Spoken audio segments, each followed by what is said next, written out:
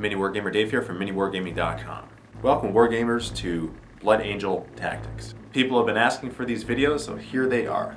This video is being made with the intention of helping out those players of Blood Angels that are just starting out their armies. This is by no means an advanced tactics video. It's a video that I would have liked to have seen when I started Blood Angels to help me out, and to include also some useful basic tips in order to overcome some situations that I wanted to avoid, and also just to get the best use out of them.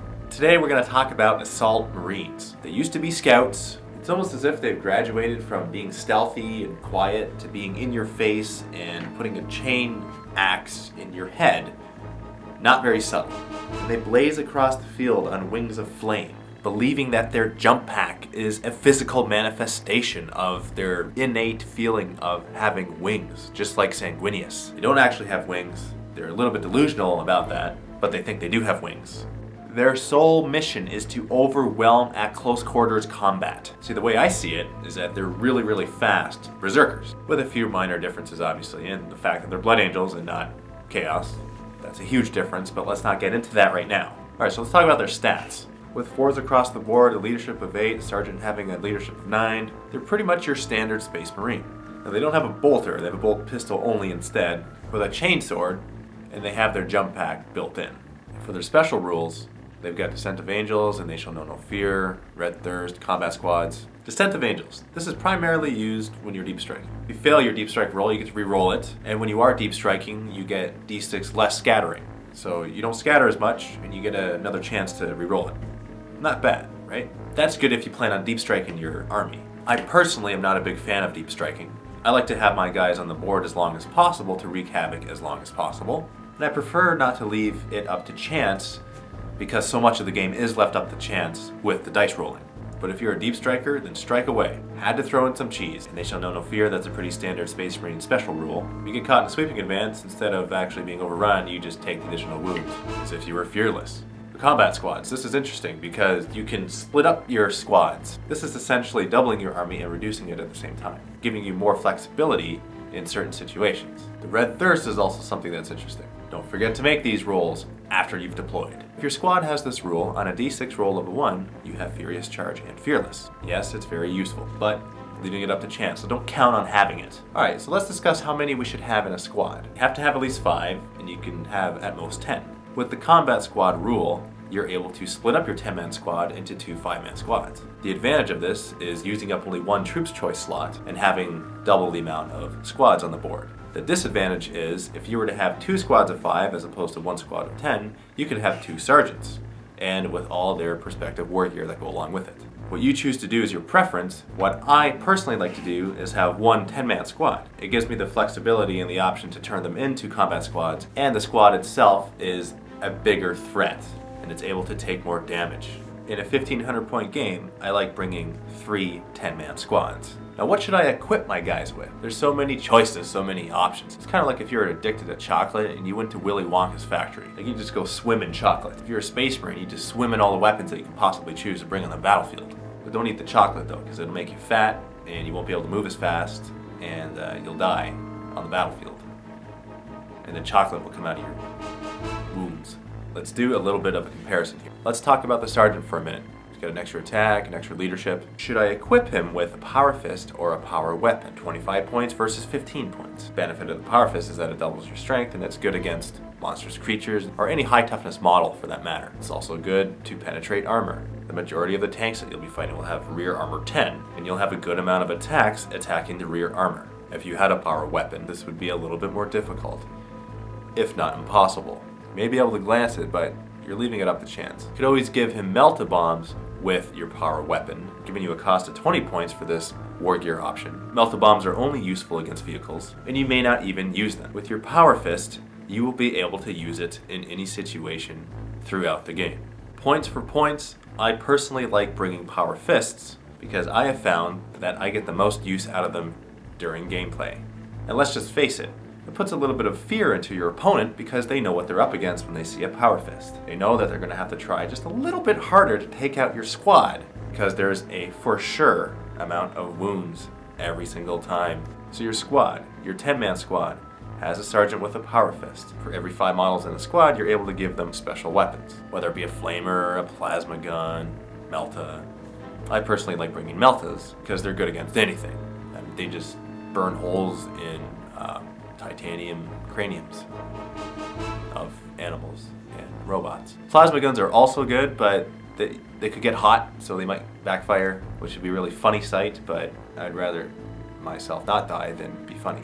Flamers are useful if you're fighting against hordes, but chances are if you're fighting against a horde that you'll be attacked first. Even though you're Blood Angels and you're technically a fast army, there's a good chance that you will be attacked first, thereby negating the flamer usefulness. And it's hard to get into position because of the nature of the flamer. It's a template weapon, so you gotta be close before you assault. So you get a one-off chance to actually use the flamer before you're not able to use it anymore on that squad. And you may not be able to even use it against a squad because you may be assaulted first. In case you can't tell, I don't bring flamers on my guys. If you're fighting against swarm armies, a better choice for a flamer would be to put it on a tank. Hard for them to penetrate your armor, and you can just flame them away like crazy. Now, the melta gun doesn't have as good of a range as the plasma gun, but it doesn't cost as many points as the plasma, and you're not going to kill yourself with it. And it's better against vehicles. Okay, so let's talk about their strengths and their weaknesses. Strengths, they're incredibly fast. They're equipped with jump packs. They can move 12 inches. That strength is also their weakness. Start or land in difficult terrain, they gotta make a test. They roll a 1, then they get hurt. Pretty badly. They kind of fall on their face a little bit and chip their teeth. I mean, that's just not fun. One of their weaknesses is that they're a little bit squishy compared to a regular Space Marine. Isn't squishy per se, but for an assault marine that should be decked out to kill whatever moves, I mean, they're relatively easy to kill. I mean, any AP3 weapon or better that shoots at them out in the open, they're dead. And so that's their weakness. They're not more squishy than a regular Space Marine, that's the thing, right? But because they're specialized, they're not a regular Space Marine, they're a little bit more special and need to be treated as such. It kind of makes you feel like they should be stronger in that respect. They should be more survivable, but they're just as killable as regular Space Marines. So it's not necessarily a weakness, it's just something to consider when placing them on the field. And it may not be the best idea to place them right out in the open if you're fighting against opponents that have good weapons that can take you out. That should be actually every case. It really all just depends. If you're fielding a bunch of predators, maybe armor 13 front is better cover than your 3+ save that can be negated with weapons of mass destruction. We don't want to be losing them too quickly before they reach the enemy in order to slice up their spaghetti. I was going to say something brutal, but that would be too much. It would be over the top. We don't want to be over the top. Unless you're Kharn the Betrayer. I mean, he's a little bit over the top. He just killed his own guys. It'd be really funny to watch. Can you imagine watching that in real life? Like from a god view, looking down, see all the guys fighting each other, and here's Kharn. And he's like doing the barbarian from Diablo 2 whirlwind spinning, and he's just like killing his own guys more than he's killing the enemy. I digress again, I'm sorry. Let's get back to the Blood Angels. Alright, how do we use these guys the best? I mean, what are their best uses? Are they good for objectives? Yes, they're good for objectives. They're not the best for objectives. Now, I'm talking about the Assault Marines just by themselves. I'm not talking about an Assault Marine squad with a Sanguinary Priest attached to them. Not talking about that. Are they good for objectives? Yes. You know, they're a regular Space Marine, they're able to jump out and assault something before it gets to the objective or whatever, right? They have their frag and their crack grenades. They can assault things in cover and not be dinged with the initiative trap. Are they good for kill points? Of course they are. I mean, they're just good at killing stuff. And they're cheap. They're 18 points each. That is cheap. You're essentially sacrificing a bolter for a jump pack, and you got an additional attack. I mean, it's just all around better. Here's another argument. Tactical versus Assault Marines. What to bring? Which is better? Tactical squads do have their uses. I personally like to field Assault Marines. They can move further and they have an additional attack, and they still get to shoot their bolt pistol at something before they assault it. All for 2 points? A 2-point difference. Really? How can that even happen? Now there's also the option of taking off your jump packs and jumping into a Rhino or a Razorback. You do this at a 35-point discount. You don't quite make your points back for sacrificing your jump packs, but if it was a choice between jump packs and a Rhino, I would choose jump packs. Why would you change it? They are assault marines. They fly around on wings of flames. If you're in a rhino and it gets popped, you're screwed. You don't have the mobility. You have jump packs and you get a couple guys that die, the rest of the squad still has the mobility. It's just common sense. If you're worried about them getting shot up before they get into close combat, and you figure, well, if they're in a rhino, they at least have protection, you can use your other vehicles as protection. It's really rare when there's a completely non-mechanized Blood Angel list. There's always some element of mechanization. And then there's also cover to consider. Let's pause for a moment and let's talk about the Sanguinary Priest. He's got this blood chalice. Any squad within 6 inches gets Furious Charge and Feel No Pain.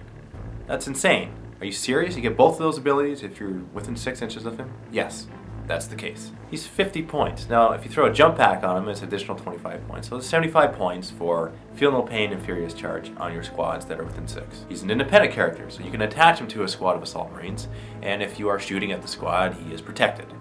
It's basically going to be the last guy dead if you're shooting at the squad. In my personal opinion, this is a must for any Blood Angel player that fields Assault Marines. They must be accompanied by Sanguinary Priests. If they're not, your Assault Marines will be much more vulnerable.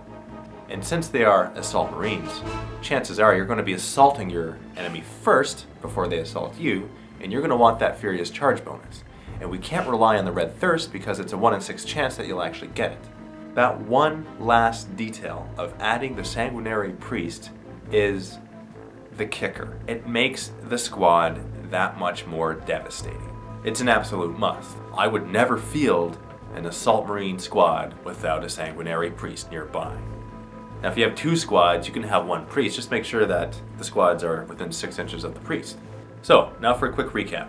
Field a 10-man squad. In that squad, put a Power Fist on your sergeant. Add a minimum of 1, and preferably 2, special weapons to the squad, a plasma gun, or better yet, a melt-a-gun.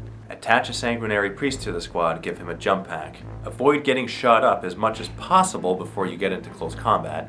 Make sure you get that first attack in close combat. Try not to deep strike them because you want them on the board as long as possible when assaulting the enemy. You don't want any rounds of you not being on the board, therefore their weapons can shoot at other things that may be more valuable than the Assault Marines, although that will be the mainstay of your army.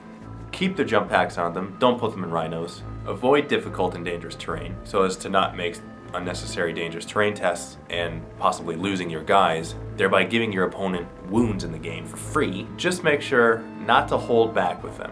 Hold nothing back. Go all out. They're tough. They're tough by themselves. They're even tougher with the priest, which gives them Feel No Pain. If you lose 1 or 2 before you get into close combat, it's not going to be the end of the world. I've made this mistake in the past. I have held back for too long, and I have regretted it in the past. I have lost my advantage of getting the first assault. I have lost opportunities to move up and shoot with the bolt pistols and kill as many as possible before he attacks me back. I have lost more guys this way because they're out in the open longer. Don't be afraid to charge forward quickly. And most importantly, just have fun with them. If I were to rate these guys out of 10, it would be a 9. Why a 9 and not a 10? Well, it's because it would be nice if they had an additional attack. I know there's different ways that you can mimic this ability in the game with the Blood Angels list, i.e. fielding the Sanguinor or a chapter banner, but by themselves, it would be better if they had another attack. They'd be closer to Khorne Berserkers. Even better, in fact, because they can move quicker. But I shouldn't compare to Chaos. They're not Chaos. They're Blood Angels. And now for the question. Would you ever field an Assault Marine squad without a Sanguinary Priest? Now if you would, please leave a comment and tell me why. What situation could it work the best? Thank you very much for watching Blood Angel Tactics. Please like this video if you would like to see more Blood Angel Tactics. If you're on miniwargaming.com, hit the Facebook like button above. If you're on YouTube, hit the like button in that corner. Bottom corner. Bottom left corner. Unless they change their interface and it's somewhere else. Maybe it's in the middle of the screen 2 years down the road from when this video is being made. I'm just kidding. It probably won't happen.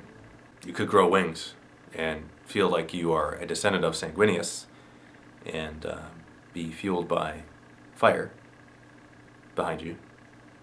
Not that type of fire behind you because that's stinky. I'm talking about in the air. See you in the next video.